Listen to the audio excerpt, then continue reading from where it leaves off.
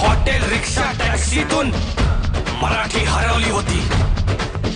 मराठी हरवली होती. मराठी भाषेला अभिजात भाषेचा दर्जा मिळावा ही गोष्ट आपण पंतप्रधान झाल्यानंतर मराठीला तो सन्मान मिळेल अशी मी मोदीजींकडे अपेक्षा व्यक्त करतो आणि ती होईल तितक्या धाडसाने ती होईल अशी मला खात्री आहे. साहेबांनी प्रयत्नांची शिकस्त केली आणि मराठी भाषा अभिजात झाली. साहेबांनी प्रयत्नांची शिकस्त केली आणि मराठी भाषा अभिजात झाली. शाळा शाळांमधून मुलांना मराठी भाषा सक्तीची झाली. शासन प्रशासन सगळीकडे मराठी भाषा रुजू लागली.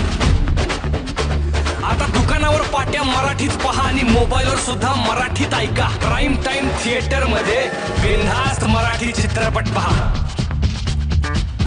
सत्तेच्या सारेपाटात सगळे राजकारणी गुंतलेले असताना कोण उभं राहतं मराठीसाठी?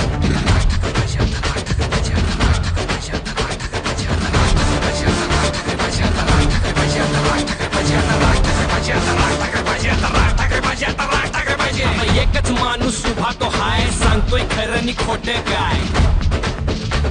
तो बोलतो पलीकडे जातीच्या, तो बोलतो भाषा मातीच्या, तो नोकरी बोलतो आणि रोजगार बोलतो. तो बोलतो आपल्या मनातलं, काढतो खोटं आपल्या कानातलं. त्याला पडलं नाही काय खोक्याचं, नाही पडलं मतांच्या मोक्याचं. जो बोलतोय खरं न मांडतोय खरं न वागतोय खरं तो सगळ्यांच्या वर.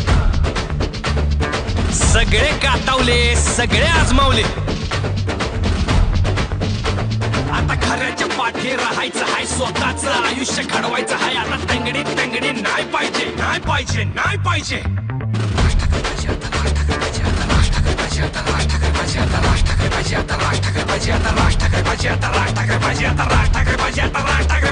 सत्ता हातात देऊन भाऊसाहेबांच्या पाठी उभं राहून भाऊ प्रचाराला गावात गावात जाऊ.